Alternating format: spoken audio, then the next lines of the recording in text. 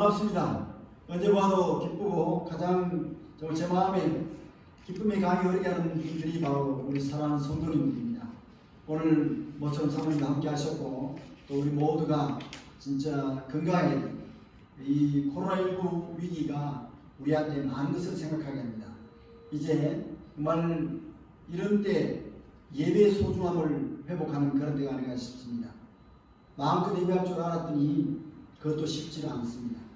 하나님의 자비가 필요한 그러한 나날입니다. 어느 날 강태공이 낚시를 갔습니다. 낚시를 하다가 자기 옆에서 고기를 잡고 있는 어부 한 사람을 보았습니다. 그런데 그 어부는 좀 특이했어요. 물고기를 잡는데 작은 물고기를 잡으면 바구니에 담고 큰 물고기를 잡으면 강물에 놓아주는 것입니다. 반대로 되어야 될 것 같은데 그렇게 하는 것이었어요. 그래서 강태공이 호기심 발동해서 물고기 잡는 어부에게 물었습니다. 왜 당신은 큰 물고기는 놓아주고 작은 물고기만 잡으십니까? 라고 물었어요. 했더니 대답하시기를 간단합니다. 우리 집에 생선을 요리하는 프라이팬이 있는데 프라이팬이 너무 작아서 큰 물고기는 요리할 수 없었어요 라고 말합니다. 자기 집에 있는 그릇이 작다는 것입니다. 이 이야기를 통해서 오늘 영적 성장을 다루는 시리즈 가운데서 주는 교훈이 있습니다. 우리는 잘하지 않으면 하나님이 큰 물고기 같은 은혜를, 큰 은혜를 부어주심에도 그릇이 작아서 받을 수가 없다는 것입니다. 놓아버리는 것입니다. 성경은 우리에게 말씀합니다. 베드로서 3장 18절을 기억하시죠. 우리에게 강력하게 명령하십니다. 뭐라고 하시는지 아십니까? 성도여, 오직 우리 주 곧 구주 예수 그리스도의 은혜와 구주 예수 그리스도의 은혜와 그를 아는 지식에서 뭐하라? 그러고 자라가라고 말합니다. 명령입니다. 잘하지 않으면 누릴 수 없기 때문이죠. 그 다음 말씀입니다. 자라가라. 무엇이 영광이 이제와 영원한 날까지 그에게 그 성도에게 있을지어다. 다시 말씀드리면 우리 날마다 목마르고 날마다 정말 은혜가 필요한 사람들인데 영광이 필요한 사람들인데 하늘 영광을 입기를 원하는 성도들인데 그 입는 영광을 입는 비결이 베드로서 3장 18절 말씀대로 자라야 된다는 것입니다. 영적으로 자라야 된다는 것입니다. 여러분 가정에 자녀들이 태어나긴 했는데 자라지 않는다고 하면 그보다 가슴은 부모의 가슴을 아프게 하는 게 없습니다. 나이에 맞게 철이 들고 나이에 맞게 자라야 하는 것입니다. 그러므로 은혜와 성장이라는 것은 동전의 양면과 같습니다. 우리는 태어날 때 죄 가운데 태어납니다. 그러므로 죄는 배울 필요가 없습니다. 너무 잘 알아요. 너무 잘 짓습니다. 그러므로 가지고 태어난 학위가 있다면 죄 박사입니다. 죄에 대해서는 박사점을 갖고 태어납니다. 박사 학위를 갖고 태어납니다. 그만큼 죄는 안 가르쳐줘도 N번방이라든지 각양 뉴스들이 우리 세상을 뒤덮기듯이 죄의 뉴스가 안 가르쳐줬는데도 잘합니다. 깜짝 놀랄 정도로 잘합니다. 그러면 우리는 무엇을 배워야 될까요? 죄는 가르쳐주지 않아도 누구든지 하는데 은혜는 배워야 합니다. 은혜는 잘해야 합니다. 그러므로 우리는 지금 매주일 오늘 영적 성장 시리즈 9번째 마자기도 계속 주제를 다루고 있습니다. 하나님이 이번 말씀을 통해서 진실로 오늘 오신 여러분의 인생이 가장 복된 순간 되기 바랍니다. 이제 내려가서 작은 주제를 또 함께 나누고 이어서 말씀을 연결하도록 하겠습니다.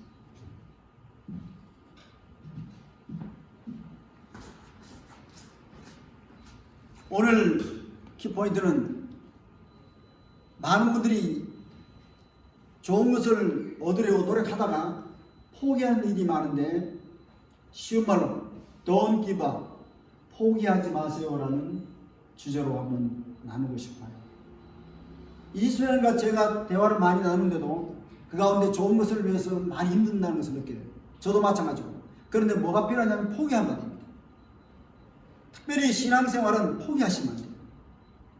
신앙생활만큼 포기하기 쉬운 것도 없습니다. 돈 되는 일이 아닌 것 같으니까. 지금 한 사진을 하나님이 제게 은혜로 보여주셔서 여러분과 함께, 여러분들도 이미 보셨을 수도 있어요. 이 손은 2달 동안 코로나와 싸우는 의료진의 장갑 낀 손을 벗겨봤더니 2달 동안 짓물른 거예요, 손이. 그 코로나 걸려서 들어온 환자들을 치료하는데 장갑을 벗을 수가 없잖아요. 지금 핫한 뉴스 중에 하나입니다. 코로나 사투, 브루튼 의료진의 손을 보면 환자를 포기하지 않는, 진료를 포기하지 않는 그 아름다운 헌신 때문에 저도 설교할 수 있다고 생각합니다. 코로나 환자들이 밀려서 교회로 들어오면 어떻게 되겠습니까? 치료해 주지도 못하면서. 이런 의료진의 손이 있기 때문에 챌린지 덕분에라는 것을 한다고 봅니다. 이걸 통해서 깨닫는 것은 부모의 손, 그 굳은 살 베인 부모의 손, 농부의 손, 아름다운 손들이죠. 포기하지 않았다는 것입니다. 자식 농사, 그리고 곡물 재배, 어려지는 환자 돌보는데 갈급하게 찾고 있었는데 하나님 어제 저녁에 이 사진을 보여주셨습니다. 넘겨보겠습니다. 또 한 장면은 희망이라는 작품, 화가의 그림인데 19세기 영국 화가 조지 프레딕 와츠의 희망이라는 제목을 가지고 그린 그림인데 내용이 가슴을 울립니다. 둥근 공 위에 소녀가 앉아 있습니다.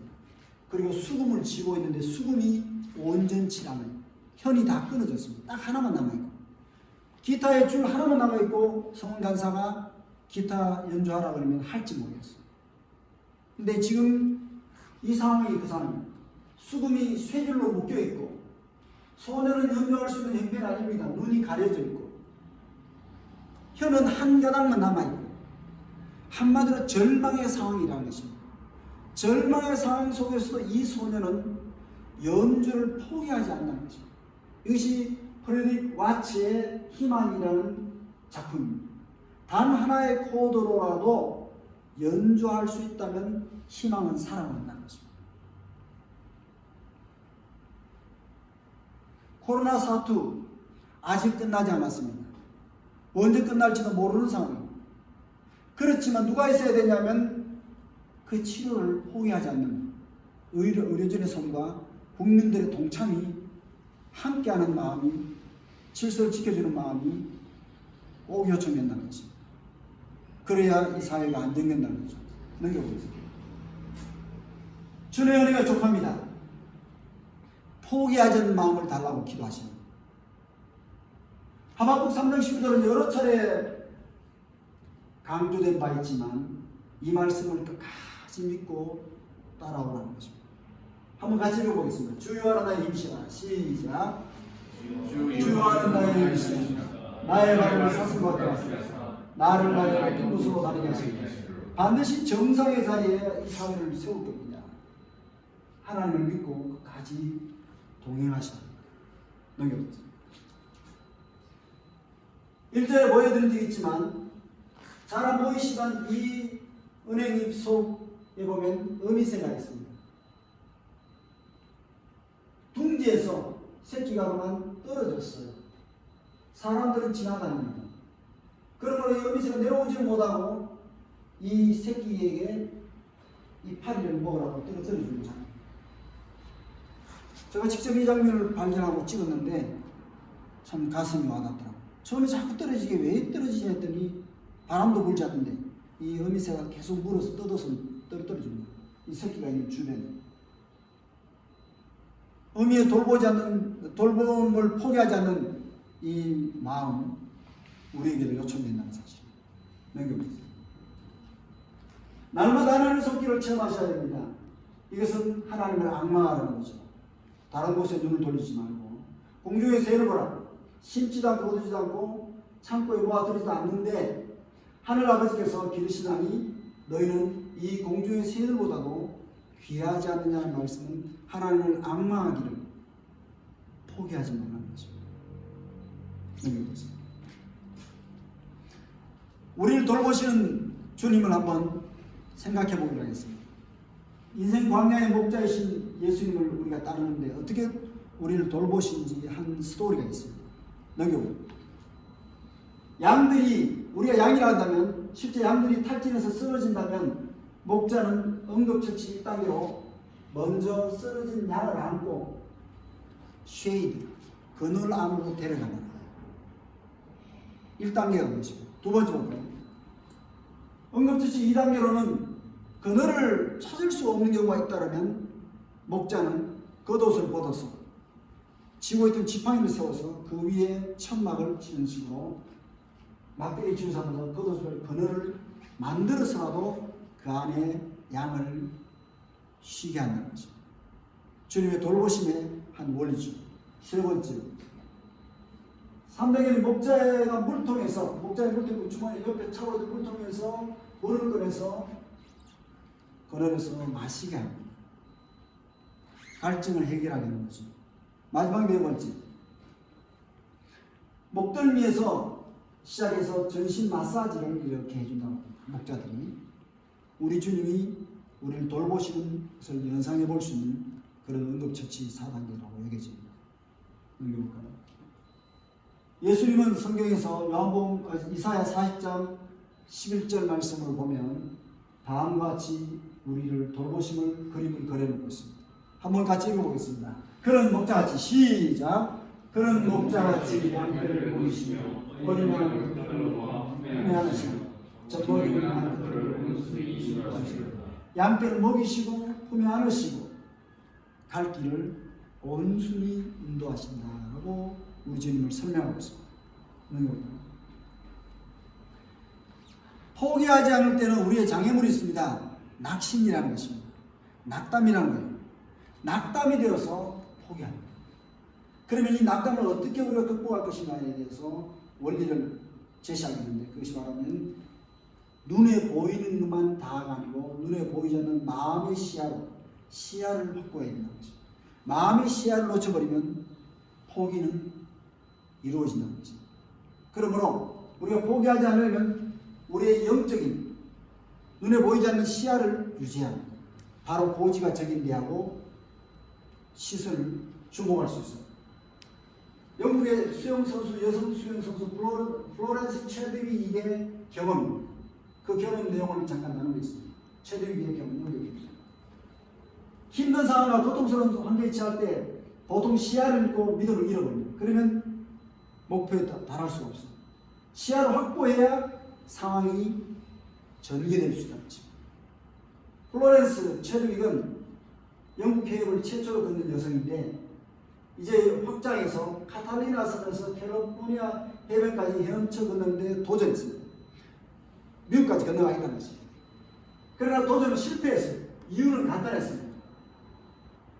물이 차거나 몸에 근육 경련이 일어나는 것도 아니고 16시간을 헤엄치다 보니까 체력이 딸려서도 아니었다. 그 이유는 눈앞에 보이는 안개 때문이었다고 해요. 지쳐서 포기한 것이 아니라 안개 때문에, 시야가 안 보여서 포기했다고 해요. 넘겨봅니다. 짙은 안개물 에서 해변이 보이지 않아서 도전을 중단해야 했는데 도전을 중단하고 옆에 있는 배에 올라서 보니까 해변이 800m밖에 안 남은 거예요. 조금만 더 가서는 되는 거예요. 근데 안개 때문에 포기했어요. 그래서 2달 뒤에 다시 도전했습니다. 똑같이 안개가 밀려왔어요. 그런데 이번엔 시야가 있습니다. 800m 뒤에, 얼마 뒤에 해안이 있다는 것입니다. 그래서 안개가 짙어졌지만 해안선을 머릿속에, 마음속에 그리면서 집중했더니 시야를 유지했고 포기하지 않았다는 것입니다. 마음의 시야가 우리 눈의 육의 시야보다 훨씬 중요하다는 사실입니다.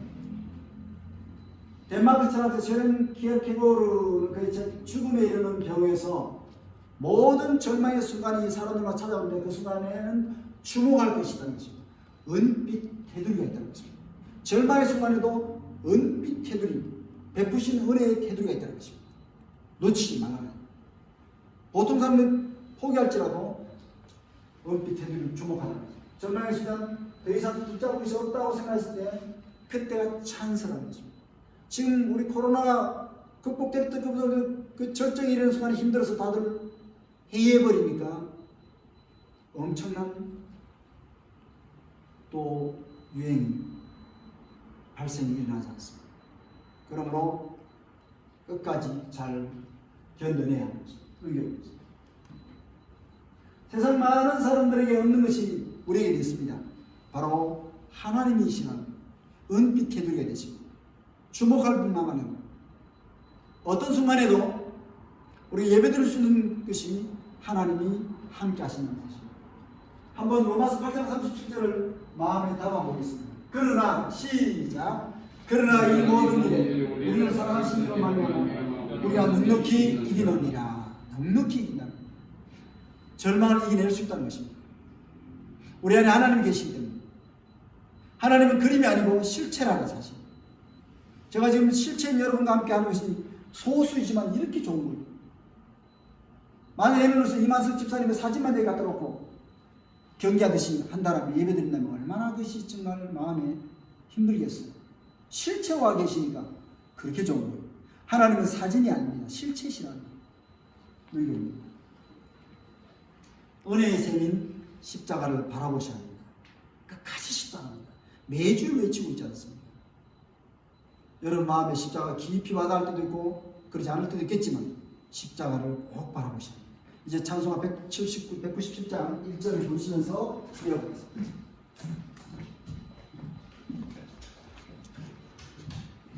1절을 하겠습니다.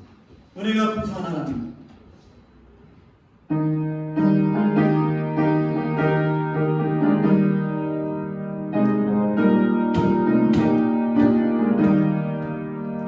은혜가 풍성한 하나님, 믿는 자 사랑한 사랑, 어제도 오늘도 언제든지 영원토록 주여 성령의 우산을 오늘도 내려주소서. 성령의 뜨거운 불길로서 오늘도 주님께 하소서.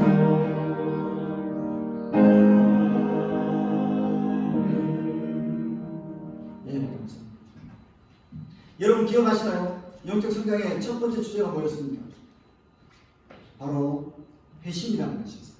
영적 성장의 기초죠. 토대입니다. 두 번째는 뭐였습니까? 우리를 새롭게 하는 신분. 우리 하나님의 자녀는 새로운 신분, 새 생명을 지닌 새로운 신분, 영생을 지닌 자로서의 새로운 신분은 영적 성장의 열쇠입니다. 새로운 신분을 갖고 있지 않은데 잘한다는 것은 말이 안 됩니다. 새 생명이 없는데 잘한다는 건 말이 안 되죠. 세 번째, 피할 수 없는 주제, 죄라는 것입니다. 죄는 장벽이죠. 바로 성장의 장벽이기 때문에 죄는 토해내고 씻김받고 용서받아요. 네 번째, 믿음이었습니다. 정말 믿음으로 우리는 살죠. 영적 성장의 인스트루먼트, 장치, 그 믿음의 장치로 우리는 성장해 가는. 다섯 번째, 바이블 기억나시죠? 내용의 샴페인이냐. 정말 와인을 마실 때 그 별맛을 느끼듯이 성경을 맛볼 때마다 우리는 마음의 샴페인입니다. 그 이전 주제로 성령이 있었습니다. 성경은 영적 성장의 샘근원, 솟아나는 샘근원이라는 것입니다. 일곱 번째, 바로 기도였죠. 기도는 성도의 그리스도인의 특권이었습니다. 여덟 번째는 지난번에 했던 교회였습니다. 교회는 영적 성장을 돕는 공동체는, 그러면 우리가 교회끼리 모여서 이렇게 예배를 드리는 것입니다. 오늘 아홉 번째, 성경에서 가장 중심 단어라고 할 수 있는 그레이스입니다. 은혜. 그것이 영적 성장에서 뭘까요? 환경이라는 것입니다. 은혜는 영적 성장을 돕는 영적 성장의 환경이라는 우리가 환경 속에서, 지구촌 환경 속에서 살아가듯이 은혜는 영적 성장을 이루는 결정적인 환경이라는 것입니다. 그러면 어떤 면에서 환경입니까? 첫 번째, 은혜로 우리가 구원받았으니, 은혜로 새 생명을 얻었으니, 은혜는 죽음에서 나를 살리신, 은혜는 죽음에서 나를 살리신 하나님의 표현된 사랑이라는 것입니다. 하나님의 실적으로 표현하신 사랑이 바로 은혜라는 것입니다. 이 은혜로 말미암아서 우리는 죽음에서 살림, 구원받았다는 것입니다. 그러므로 필리비안시는 복음의 진수가 은혜 안에 담겨 있다고 말하고 있습니다. 오늘 우리는 진실로 은혜 없이는 아무것도 받을 만한 것이 없는, 받을 자격이 없는, 저주 외에는 받을 것이 없는 죄인입니다. 그런데 이 죄인에게 하나님은 사랑이라는 호의를 베푸셨는데 이것이 바로 은혜라는 것입니다. 오늘 우리들이 은혜 없이 산다, 그것은 말이 되지 않습니다. 하나님의 사랑이 나에게 실질적으로 베풀어진 것이 은혜라는 것입니다. 그런데 우리는 어떤 상태에서 은혜를 받았는지를 돌아보면 에베소 2장 1절 말씀을 생각지 않을 수 없습니다. 그는 우리는 허물과 죄로 죽었다는 사실, 우리는 영적인 과거 주소가 허물과 죄로 죽었던 존재라는 것입니다. 영적인 주소가 바로 허물과 죄로 죽었던 그러한 존재라는 것입니다. 그러한 존재인데 이러한 존재에게 베풀어질 것은 에베소 2장 3절에 이르면 허물과 죄로 죽은 존재에게 줄 것은 뭐밖에 없겠습니까? 하나님의 심판밖에 없다는 것입니다. 본질상 하나님의 진노의 자녀라는 것입니다. 모든 상태에서는 우리의 과거의 영적 주소로는, 허물과 죄로 죽었다는 영적 주소로는 받을 것이 다른 선물이 아니라 하나님의 진노의 자녀라는 것입니다. 본질상 진노밖에는, 하나님의 심판밖에는 받을 것이 없는 그러한 과거적 주소를 갖고 있다는 것입니다. 이러한 상태로 살았는데 하나님이 드디어 긍휼을 베푸시죠. 하나님이 긍휼을 베푸셔서 에베소 2장 4절 말씀이면 우리의 주소가 이사하듯이 바뀌었다는 것입니다. 저도 8단지에서 14단지로 이렇게 주소가 바뀌듯이 주소가 바뀌었다는 것입니다. 영적 주소가 허물과 죄로 죽었던 주소를 갖고 있었는데 하나님께서 긍휼을 베푸시고, 긍휼이 풍성하신 하나님, 우리를 사랑하신 그 큰 사랑을 인하여 허물로 죽은 우리를, 영적으로 죽어있던 우리를 그리스도와 함께 살리셨고, 그리스도와 함께 살리셨고, 다시 말씀드리면 그리스도의 십자가를 통해서 죄의 속량함을 받고 죄의 없음을 받고 영생이라는 새 생명을 우리에게 주셨으니, 그리스도와 함께 살리셨으니 새로운 신분을 지닌 present address, 현 주소가 있다는 것입니다. 허물과 죄로 본질상 진노의 자녀였지만 하나님이 긍휼을 베푸시고 하나님이 그 크신 사랑을 인해서 이제는 하나님의 자녀가 되었다는 것, 영생을 소유한 구속함을 받은 새로운 사람이 되었다는 사실을 알려주고 있습니다. 사랑하는 여러분, 우리는 2장 5절 말씀에 너희는 은혜로, 다른 무엇도 아니고 너희는 은혜로, 하나님의 표현된 사랑이 은혜로 구원을 얻은 것이라 라고 말씀하고 있습니다. 구원을 받은 것이라고 했습니다. It is by grace you have been saved. It is by grace you have been saved. 너희가 구원을 받은 것은 grace라는 것입니다. 은혜로 받았다는 것입니다. 하나님의 표현된 사랑으로 받았다는 것입니다. 본질상 진노의 자녀였지만 이제는 주소가 다르다는 것입니다. 그러므로 바울은 이 진리가 가슴에 와닿자 이렇게 고백하고 있습니다. 내가 나된 것은, 고린도전서 15장 10절 말씀에 내가 나된 것은 하나님의 은혜로 된 것이니, The grace of God, by the grace of God, 하나님의 은혜로 I am what I am, 현재 나가 됐다는 것입니다. 하나님의 자녀가 됐다는 것입니다. 에베소 7절 말씀이 그의 가슴에 박혀있으니 그는 이런 고백을 하고 있으니 오직 나와 함께 하신 하나님의 은혜로라고 고린도서 15장 10절에 거듭 강조를 하고 있다는 사실입니다. 은혜는 우리가 받은 최고의 선물 누구로부터? 하나님께로부터. 은혜는 진실로 허물과 죄로 죽었던 죽음 상태에 있던 나를 살리신 하나님의 구체적이고 표현된 사랑입니다. 그래서 나 같은 죄인 살리신 주의 놀라와 이라든 생명 찾아고 광명을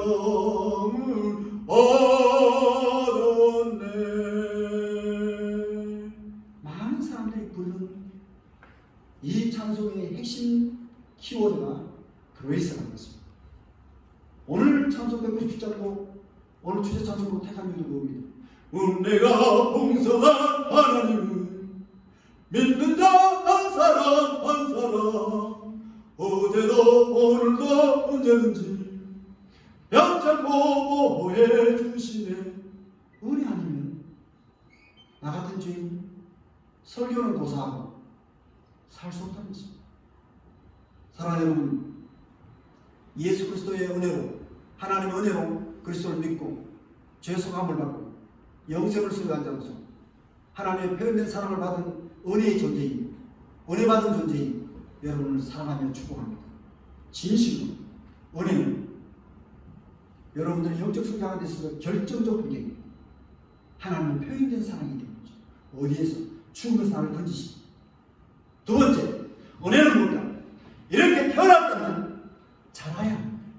이렇게 태어났다면 자라야 합니다. 영생을 소유한 자, 새 생명을 소유한 자는 새 생명을 태어났다는 뜻입니다. 번호게 됐으니 자라야 합니다. 자라려면 힘이 있어야 돼요. 자라려면 파워가 있어야 돼요. 자라려면 능력이 있어야 돼요. 그래야 일을 하죠. 그래야 성장의 표를 드러내죠. 뭘까요? 우리는 이제 믿음으로 살게 됩니다.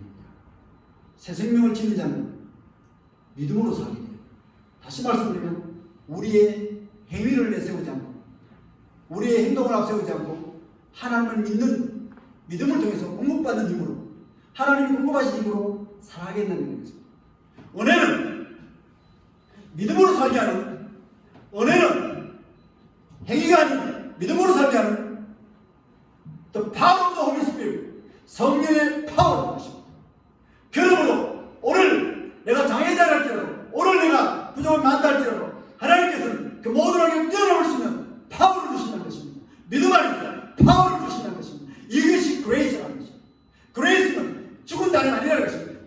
그레이스는 살아 벌떡벌떡 뛰는 물고기 같은 그런 움직인다는 역동적인 단어라는 것입니다. 역동적인 말이라는 것입니다. 뭐라는 성령의 능력의 기름 부으심입니다. 성령의 능력의 파워입니다. 그러한 하나님의 은총의 단어라는 것입니다. 은혜는 죽음에서 살리신 하나님의 표현된 사랑이라면 이제는 성장하는 데 있어서 믿음으로 살게 하는 성령의 능력으로 살게 하는 환경이라는 것입니다. 여러분, 이 주제를 설명할 때 무엇을 느껴야 될까요? 제가 몇 분 안 되니까 기억하는 것이 아니라 좀 더 많다 하더라도 기억할 거예요. 우리 성가사가 무슨 힘으로 사는지, 우리 민석이가 무슨 힘으로 사는지, 무슨 힘이 필요한지를 가슴에 절절히 갑니다. 13명 말하거든요. 사랑하는 여러분, 목사의 기도가 중요하고 우리 모두의 여러 가지 합심하는 마음도 중요하지만 성령의 개입 없이 아무것도 열매 맺을 수 없다는 거죠. 열매 맺을 수 없다는 거죠.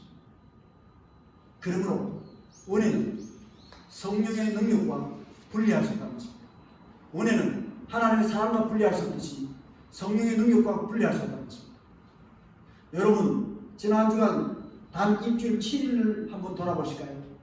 지난 수십 년 살았던 걸 기억하기 힘들고 지난 한 주간 Monday through Saturday, Monday through Today, 오늘까지 월요일부터 오늘 주일까지 어떻게 살았는지를 보시면 내가 은혜로 살았는지 아니면 내 힘으로 살았는지를 돌아보게 되는 것입니다. 하나님의 능력으로 하나님의 공급하신 성령의 권능으로 살았는지 그걸 갈망하며 살았는지 아니면 여전히 나의 머리로 나의 힘으로 보둥거리다가 살다 왔는지를 돌아보게 되는 것입니다. 오늘 영적 성장은 결단코 자신의 부지런함으로 이루는 것이 아니라는 것입니다. 진정한 믿음으로 성령의 능력으로 이룬다는 것을 잊지 마시고 그래서 2장 8절 말씀입니다. 만군들이 외우신 말씀이죠. 너희는 그 은혜에 믿음으로 말미암아 살게 되었는데 구원을 받았습니다. 이것은 너희 자신에게서 난 것이 아니요 하나님의 선물이라 하나님 거저 주신 것이다. 다음 결정적인 말이 나옵니다. 너희는 제발 믿음으로 사는 것이 하나님의 능력으로 산다는 사실을 어떻게 말씀하고 있냐면 행위에서 너희의 행동에서 너희 자신의 힘에서 나온 것이 아니니 오늘 나가는 사람들은 자신의 지식과 자신의 부와 자신의 능력을 앞세우지 말라는 것입니다. 행위에서 나온 것이 아니라 그렇게 말씀하고 있습니다. 너희는 그 은혜에 믿음으로 말미암아 구원을 받다는 말씀하면서 왜 행위를 한다까요? 오늘 목사님까지도 돈이 없으면 하나님 찾음보다도 혈안이 되어서 돈 찾기에 바쁠 수도 있다는 것입니다. 아무리 필요한 것이지만 그 찾는 방법이 하나님을 찾으면서 공급받으라는 것이 아니라 하나님을 찾지 않고 어떻게 해서 돈 많은 어떤 사람 만나서 해결할 거라고 생각한다면 하나님이 슬퍼하시는 사실. 영적 성장이 멈춘 상태라는 것입니다. 행위에서 하는 것이 아니니 이는 누구든지 하나님 은혜로 사는 사람들은 자랑하지 못하게 합니다. 자기 잘남을 자랑하지 않는다는 것입니다. 오늘 믿음으로 산다는 것, 은혜로 사는 것입니다. 은혜는 하나님의 표현된 사랑으로 우리에게 다가오고 두 번째로 나의 힘이 아닌 성령의 힘으로 기도를 통해서 믿음을 통해서 공급되는 성령의 힘으로 산다는 것입니다. 그러므로 로마서 6장 4절 말씀에서는 이렇게 말씀하고 있습니다. 그리스도를 죽은 자 가운데서 살리신 것 같이 그리스도를 죽은 자 가운데서 살리신 것 같이 다시 말씀드리면 은혜의 능력으로 살 것을 말합니다. 우리를 또한 새 생명 가운데 생각하게 하려 하나님의 자녀 새 생명을 지닌 자로 살게 하려 그것은 자신의 힘이 아니라 새 생명의 특징인 성령의 능력으로 은혜의 능력으로 살게 하려 합니다. 말씀하고 있습니다. 사랑하는 여러분, 우리는 공식이 나오는 거예요. 사는 공식이 있다고. 세상의 공식이 있고 은혜의 공식이 있습니다. 제가 앞에서 말씀드린 걸 공식으로 말씀드리면 하나님 사랑, 이웃 사랑이라는 하나님 말씀을 압축하면 하나님 사랑, 이웃 사랑인데 이 성령을 압축하면 하나님 사랑, 이웃 사랑인데 마음을 다하고 뜻을 다하고 힘을 다하여 주 나의 하나님 사랑으로 내 이웃을 내 몸같이 사랑하는 하나님 사랑, 이웃 사랑인데 하나님 사랑, 이웃 사랑인 이 말씀을 이루어 나가는 방식이 세상 방식이 있고 하나님 방식이 있다는 것입니다. 세상 방식은 자기 힘으로 이룬다고 해요. 내가 돌을 닦았어. 그러면 어떻게 되냐면 말씀에 이르시기를 죄와 사망의 법에 이를 뿐이라는 것입니다. 죄의 싹은 사망이라 결국 사망을 이룰 뿐이라 아무리 자기 노력을 한다 할지라도 썩을 것을 거둘 것밖에 없다는 것입니다. 죄의 싹은 사망이기 때문이죠. 그런데 하나님께서 말씀하시기를 믿음으로 사는 은혜의 공식이 있는데 하나님 사랑, 이웃 사랑인 하나님 말씀을 지켜나가며 이루에 있어서 그 방식이 자신의 행위가 아닌 자신의 노력이 아닌 사람의 행위가 아닌 성령의 능력으로 하나님이 공급하신 힘으로 이루어 나간다면 생명의 성령의 법이 적용된다는 것입니다. 생명이 강물처럼 밀려온다는 것입니다. 생명이 부원받는다는 것입니다. 그것이 생명의 성령으로 말미암은 우리 이루어진 법칙이라는 것입니다. 그러므로 성령의 능력으로 살 것을 그도 말씀하고 있으니 성령의 능력만이 생명을 공급해 준다는 거죠. 로마서 8장 1절 말씀, 2절 말씀은 그러므로 이제 그리스도 예수 안에 있는 자에게는 새 생명을 주는 자에게는 결코 저주받을 것이 없나니 결코 정죄함이 없나니 어떤 인생을 살냐면 이는 그리스도 예수 안에 있는 죄와 사망의 법이 아니라 생명의 성령의 법이 죄와 사망의 법에서 너를 뭐했다? 해방하였습니다. 그렇게 피터지게 노력하고 그렇게 땀 흘려 노력하고 애써서 썩을 것밖에 거두지 못하는 인생의 결론이 아니라 무덤이 아니라 하나님께서는 생명의 성령의 법을 통해서 썩을 것밖에 거둘 수 없는 죄와 사망에서 해방한다는 것입니다. 새로운 법을 적용한다는 것입니다. 그러므로 주님이 다시 오시면 한 사람 한 사람 이름을 부를 때 여러분에게 적용된 법은 죄와 사망의 법이 아니라 새 생명을 지닌 존재이기 때문에 생명의 성령의 법이 생명의 나라로 들어가는 성령의 법이 적용된다는 것입니다. 사랑하는 여러분, 이 같은 말씀을 하시면서 오늘 주님은 우리를 초청하십니다. 생명의 성령의 법의 적용을 받도록 초청하고 계시죠. 생명장치로 초청하십니다. 성령의 장치로 초청하십니다. 유명한 말씀이죠. 누구든지 목마르든 내게로 와서 마셔라. 누구든지 목마르든 내게로 와서 마셔라. 나를 믿는 자는 성령의 이름과 같이 그 배에서 생수의 강이 흘러나리라. 사랑하는 여러분, 무슨 말씀입니까? 목마르지 않은 인생은 없어요. 돈에 목마르지 않은 인생은 없습니다. 가지면 가질수록 더 가지고 싶어하고, 권력도 마찬가지예요. 명예도 마찬가지입니다. 그 모든 인생의 이 땅의 것들이 우리를 목마르게 합니다. 그런데 그것을 해결할 길은 돈을 더 갖는 것도 아니요, 건강을 헬스를 더 많이 갖는 것도 아니요, 우리가 더 많은 부여를, 명예를 누리는 길이 아닌 거예요. 일시적인 효과는 있습니다. 주님 말씀하십니다. 누구든지 인생에서 목마르거든 그것을 해결할 것은 come and drink, 내게로 와서 마시라는 거죠. 와서 마시라는 거죠. 그 배에서, 그 인격에서, 그 내면에서 streams of living water, streams of living water, 생수의 stream, 강이 will flow from within you, 그 내면에서 flow, 흘러나오리라는 것입니다. 그러므로 우리 내면에서 갈등이 해결되는 이 생수의 강이 흘러나오는 사건이 그리스도의 말씀을 통해서 우리에게 주어지는 성령의 기름 부으심입니다. 성령의 공급이라는 것입니다. 성령을 통해서만 이겨나갈 수 있습니다. 오늘 영적 성장은 바로 믿음으로 살게 하는 성령의 파워임을 주님은 이 땅에 계실 때에 말씀하셨다는 것입니다. 마지막 세 번째로, 은혜는 죽음에서 살리신 하나님의 사랑이라면, 또한 믿음으로 살게 하는 성령의 파워라면, 이제 파워로 성장하는 모습 속에 우리는 해야 될 것이 있다는 것입니다. 바로 섬기라는 것입니다. 너희는 세상의 빛이라, 너희는 세상의 소금이라는 이 말씀은 무슨 말씀이냐면, 너희가 세상으로 들어가서 세상 사람들을 섬기라는 것입니다. 무엇을 하게? 그리스도를 보여주라는 것입니다. 오늘 교회가 돈을 보여주고 권력을 보여주고 인기를 보여주고 잘남을 보여줄지언정 그리스도를 보여주지 않기 때문에 세상은 우리에게 손가락질합니다. 너희가 그렇게 돈 자랑하느냐? 너희가 그렇게 연예인들 자랑하느냐? 너희가 그렇게 명예를 자랑하느냐? 너희가 그렇게 건강을 자랑하느냐? 하나님 믿음 복 많이 받는다는 복을 자랑하느냐? 그리스도를 보여달라는 것입니다. 이것이 바로 주님이 은혜를 베푸신 목적이라는 것입니다. 세상을 섬기는 교회의 사랑임을 말하고 있습니다. 은혜는 영적 성장을 돕는 교회의 사랑입니다. 교회의 사랑이 하나님의 은혜라는 것입니다.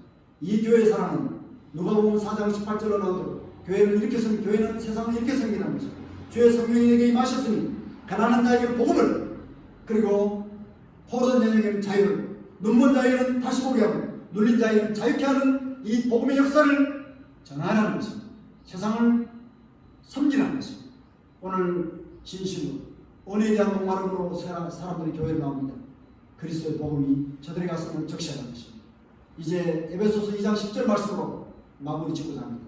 에베소 2장 10절 말씀 보시면 세상을 섬기는 교회의 사명을 잘 기록해 두고 있습니다.